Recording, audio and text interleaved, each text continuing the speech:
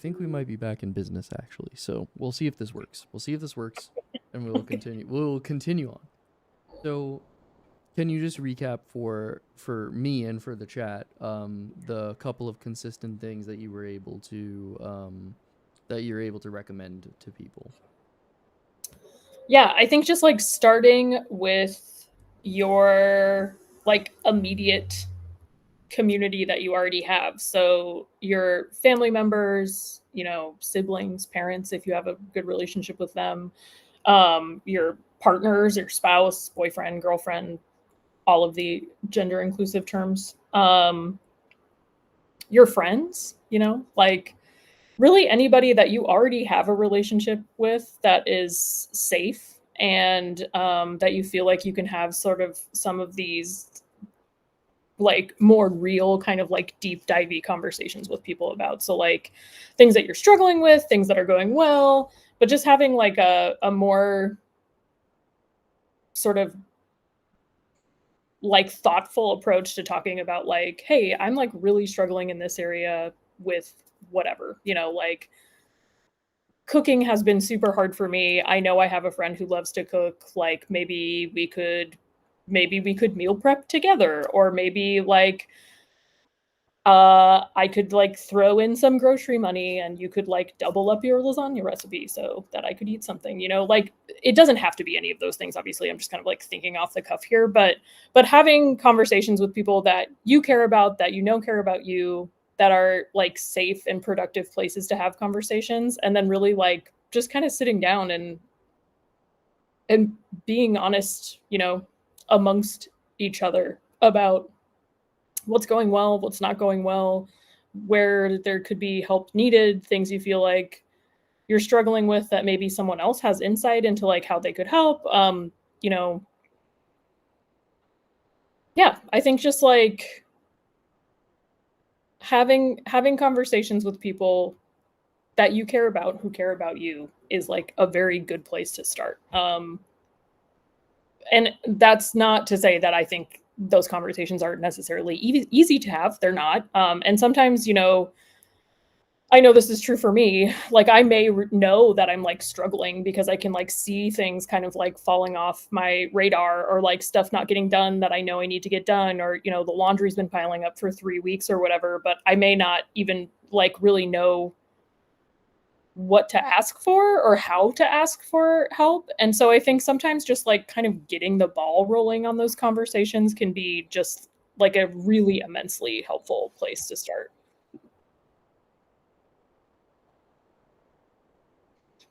Yeah, I think and I think that this is important too because there there can be some uh well, it's two things. I think the first thing is that building a support system is always spoken about in such like an institutional way.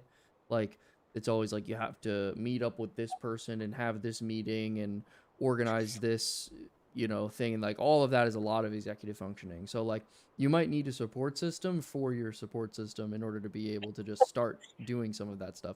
So I think it's good that we lead with talking about some of those things. And we talked about A&E as well because that's a kind of low barrier to entry resource. Like kind of just to recap for those of you who couldn't hear half of the dialogue before, but we were talking about like the how we can offer our support groups for free or at a reduced price. And it's something that you can pick up the phone and you can do tomorrow, and you can do it inside your own house, on your own time and whatever time slot works for you, because we run over 150 groups a month and there's probably something that exists for you. So, like, as far as low barrier to entry things you can do to build a support system and feel a little bit more plugged in, I think Mina covered a lot of the reasons why our support groups are good and why they function as a support system. So if you're interested in that, you can always rewind the video here. But um, I I think it think too, like on the topic of support systems too, while we're talking about it, like I think like another use for the support system is, I know for a lot of us, myself included again, there's a lot of trauma associated with asking for help. There's a lot of for me, I can say personally, there's been a lot of misconceptions around like what I should be capable of doing, and a lot of like felt like there's like a lot of blaming and shaming kind of stuff going on. So sometimes a support group where it's people who are like completely outside of your personal life being sort of a gateway to maybe opening those conversations and like finding confidence and finding community in a space like that could even be like a stepping stone to having these conversations with people who are already sort of like physically ish like immediately present in your life. Like sometimes it can help to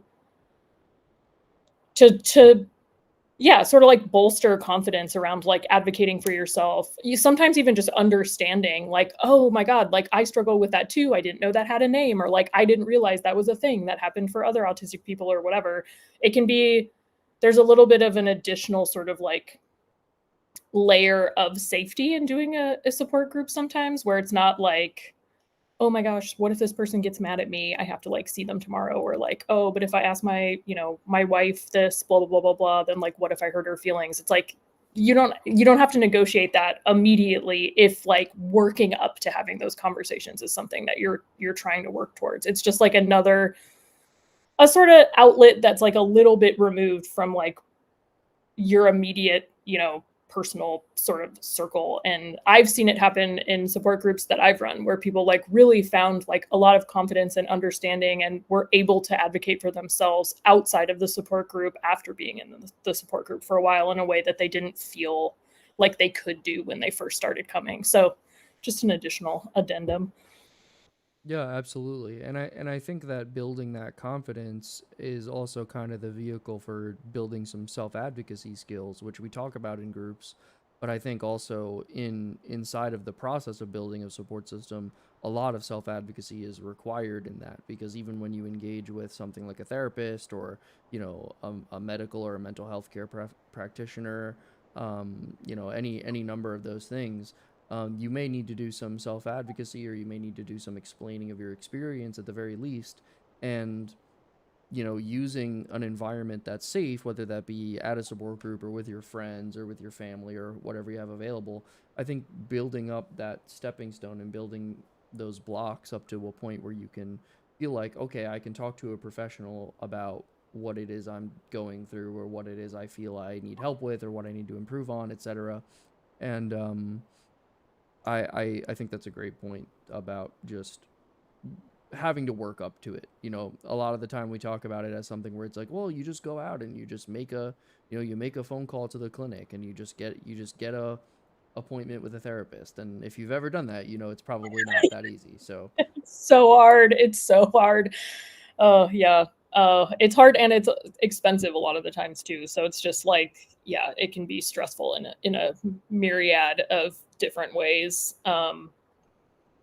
And so yeah, like the support groups are a great place to do that. I know like public libraries often have like free community events and stuff you can go to. Sometimes they have like, sometimes libraries have like their own D&D meetings, or they have someone that I've worked with previously was a part of like a cookbook book club that their library hosted, where like they would pick a cookbook, and then like everyone that came to the meeting that was able to would do like, they would do like a potluck style like cookbook kind of thing. So just like kind of being aware of like the community centers, like if you're a religious person, like maybe there's something at your mosque or at your church where, there's different community events that you can attend. Like, I think, like, to Ryan's point, that a lot of the time we think of these things as having to be these like very clearly defined sort of like institutional, medical, a lot of the time sort of like places where, oh, we have like a support person, or we have, or like an employee, like there's some sort of like corporate sort of thing happening. While all of that can also be a part of your support system and also be immensely helpful, there's all different sorts of places to find community. And really, like community is meant to serve as sort of like a larger support system. So um yeah, I think like if, maybe even if like joining a support group and talking about your feelings feels like a little bit too scary, like check out your Parks and Rec department. Maybe they have like a watercolor class or something that they're running for, a relatively affordable price. And a lot of those places also have scholarship programs that you can check out as well. So I think really just like maybe even before having like conversations with your immediate support system is just sort of like the first step is sort of finding the willingness and frankly like bravery within ourselves to kind of like try society a little bit, which I also know, speaking from experience, has historically not been my favorite thing either. So again, that can be like a huge hurdle depending on where you're at, but I do think it can be it's kind of hard to build a support system if you're going the this hyper individual route. That makes things a little bit difficult. And you know, like I said already, I know that all of this stuff is a lot easier said than done, and a lot of us are navigating all kinds of different trauma and different, you know, learned sort of social conditioning that makes us rightfully apprehensive about trying new things and doing stuff like this. But I do think that's kind of a good jumping off point a lot of the time.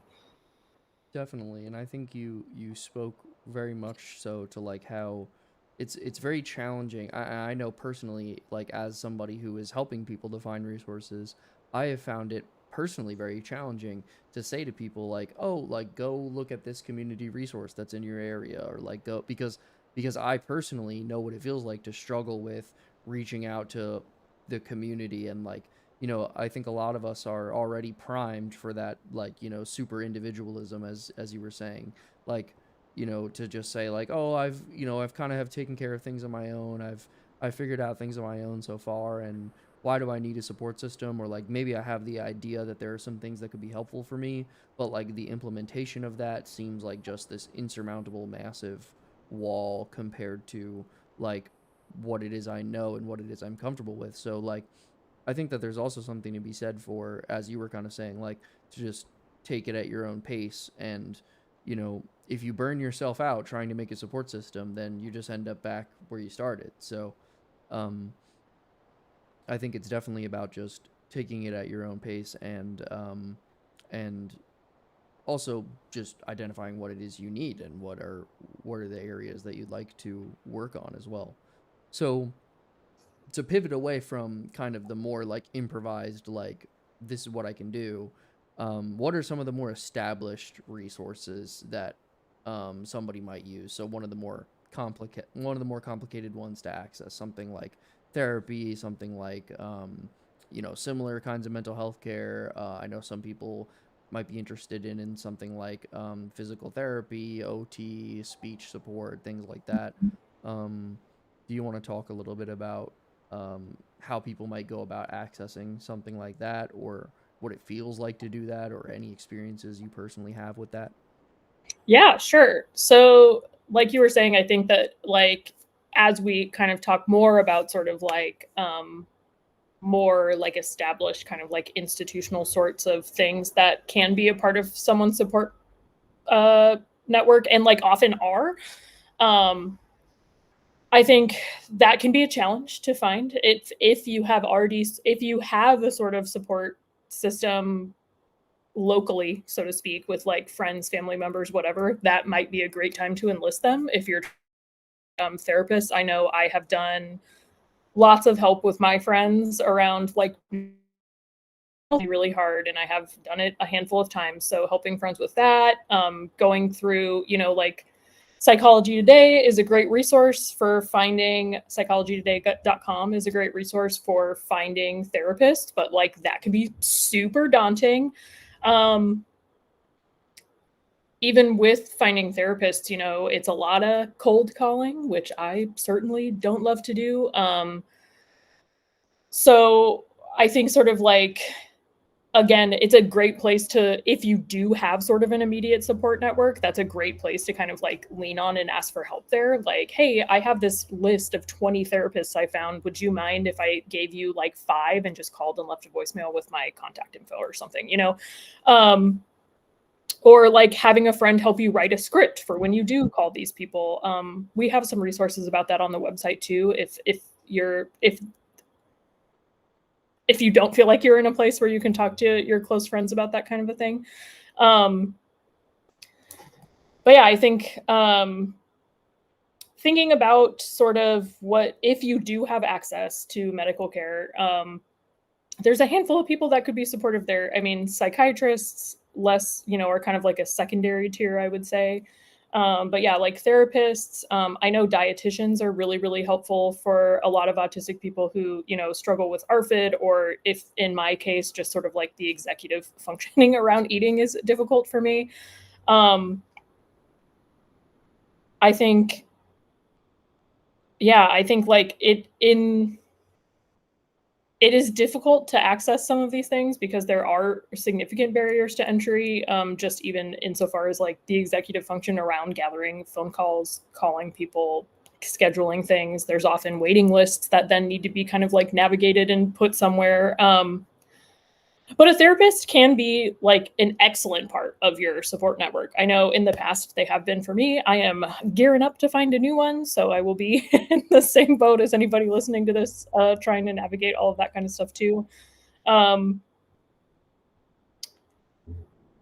but yeah, I mean, like if you have health insurance, calling your health insurance can be a good place to start in just sort of like narrowing things down. Not all health insurance companies are super helpful about navigating that kind of stuff, but some of them are more helpful. Um, but yeah, I think having professionals be a part of your support network makes a lot of sense for a lot of us, myself included.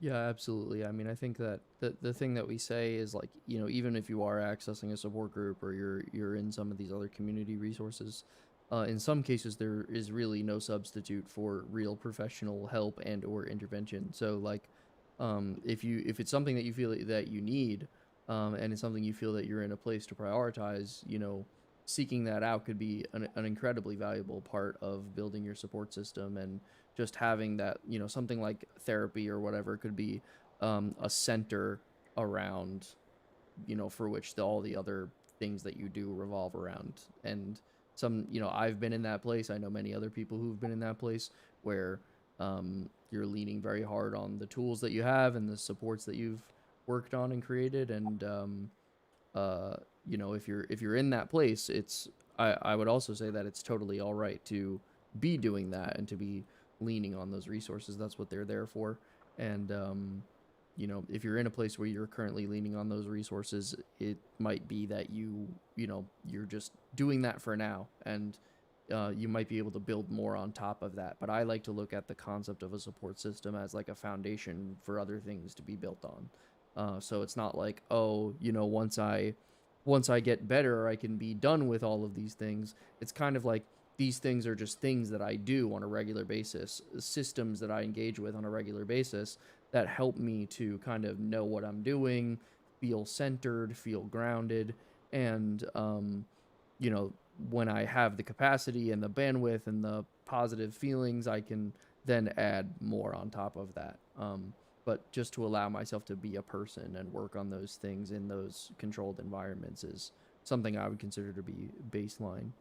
Um, Somebody in the chat said they've never had an in-person job longer than 6 months, and they say that if they had, that it might have been easier to find people to regularly communicate with, and that might have helped them out. I think that perfectly brings to light a lot of challenges that those of us do have, which is that a lot of the time, a lot of the resources that are available are centered around communicating with other people, getting a sense of what's going on in the community. And when you have been cut off from the community, or you've been pushed out, or you've been ostracized from the community, it can be very hard to take that step back into it. Or like, even if I want to, or if I feel I'm ready to, where do I go? Like logistically, even what do I do? And I think that answer is very personal for people. I'm wondering if you have any thoughts on that. Oh man, I think the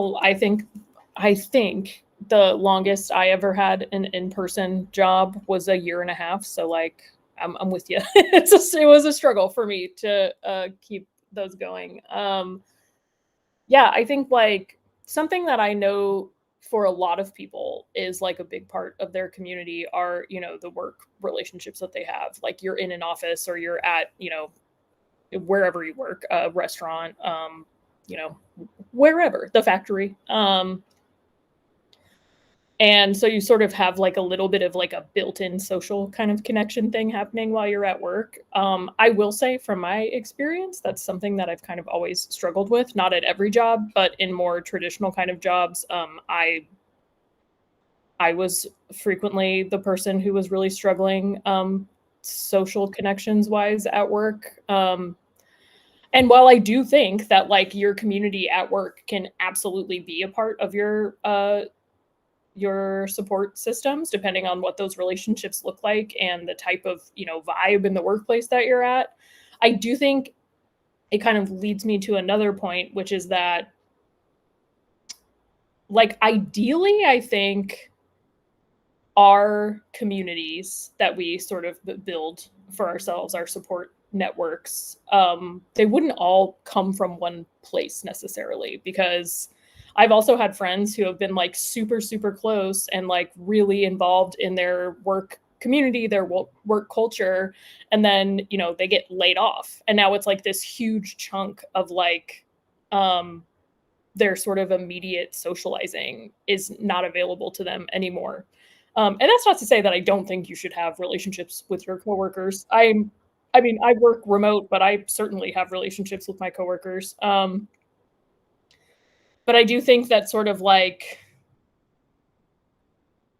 having a, it doesn't have to be huge. Like when I say broad, I don't mean like you need to be the most extroverted person ever and have 10,000 friends, but like in sort of having people that are like physically local to you, having people, maybe you're like in some online communities, maybe you've got an AA&E support group you go to, maybe you've got a therapist you really like, but like kind of having these different touch points, maybe not all at the same time because that can be overwhelming, but sort of diversifying in that area can be helpful as well, because we also can't expect, like one person to be like everything for us all at the same time. So that's another sort of like element that having more of a kind of community focus. And when I say community, I don't mean like kumbaya, everybody in my neighborhood goes to like potlucks every weekend kind of a community, but just like your immediate sort of crew, so to speak. And that could be family, siblings, friends, partners. I would say mine includes all of these things, coworkers. But yeah, I really hear you on that, and it can, socializing at work can be incredibly difficult depending on the environment that you're in, and I that really that really resonates with me as well. Sort of been the odd one out in several different workplaces that I've been in the past. Yeah, I'm also similar. I've been in a in-person workplace I think for not more than 2 years. Um and I pretty much did not realize how much it was really driving me crazy and messing with me until I was able to work from home, and then I realized that I was being able to just be in my own space and not have to be masking and not have to be like putting up a lot of energy into coming across a certain way or being a certain way. And now I feel like whenever I enter into into conversations with my coworkers and stuff, I feel like I can you know, segment it out and say like, okay, this is professional time and like where I'm being professional and I'm speaking in a certain way. And then when I'm talking to my coworkers on the side, I have like a different thing for that. And like I can create all these like little micro zones that feel more comfortable, more self-determined. And I think that that's a positive thing too. Working from home certainly doesn't work for everyone, so it's not like a blanket recommendation. But I know that for me, being able to look at that and be like, oh, making my own space, taking time for myself is super important for my ability to feel more regulated. So I absolutely hear that as well.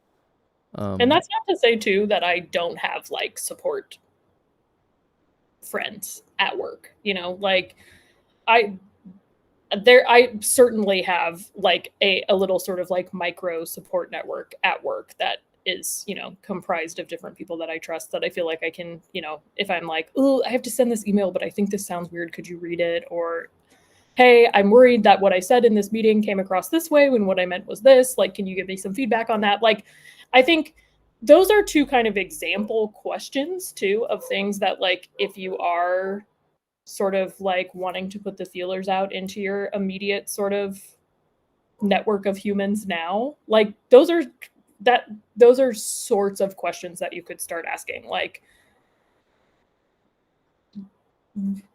I'm trying to think of how to say this. It's not like a huge ask, you know, like that's another way I think you can kind of like incrementally build up relationships and like understand sort of like each other's vulnerabilities and where everybody sort of needs help and support is and just like starting small. Like I mean, yeah, like, hey, I need to send this email, but I'm like worried it sounds this way. Could you read it over? Or like, I found this recipe online. Do you think this looks good? And like sending it, you know, like sort of like perhaps diversifying topics that you talk about with people that you care about and that care about you, or even just sort of like getting into sort of a dynamic in the relationship where it's like I can ask you for help and you can ask me for help, and this can be like a shared kind of experience that we have around things.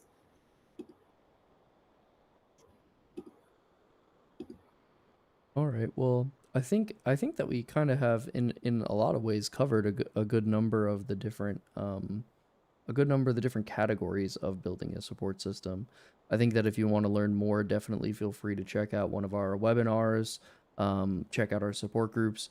I'm going to put some resources in the chat here while we wrap up that you can click on if you're interested in. Um, but yeah, we offer a wide variety of services that you could um, consider to be part of your support system. I'm going to link here um, something about acquiring benefits from your state or the government, because if that's something that you're looking for, we have a bit of a guide that's available. I'm going to leave our basic information in the chat here as well if you're interested in. Um, and then I linked the events page earlier, so if you're looking to see like what our events look like, um, click on that. And then I'll also link you all to our services and programs page as well. So, again, if you're interested in any of these things at all, feel free to click on those or schedule an information and resource call. You're very likely to even talk to me or Mina anyway. So we'd be happy to talk to you more about any of this stuff and learn more about your specific situation because a lot of this stuff is individual. And we're happy to help you build your support group in any way that we can. So, um, thank you all for taking the time to be here today. Thank you all for chatting and giving us some feedback and talking to us. And thank you for your patience at the beginning if you were here. Um, and we do appreciate it. And I just hope you all have a good rest of your night or your day or wherever you are. And also, thank you to Mina for being on the stream today. It's always really good to get a chance to talk to you, and we'll see you all real soon, hopefully in an event or something. Yeah, happy exploring, everyone.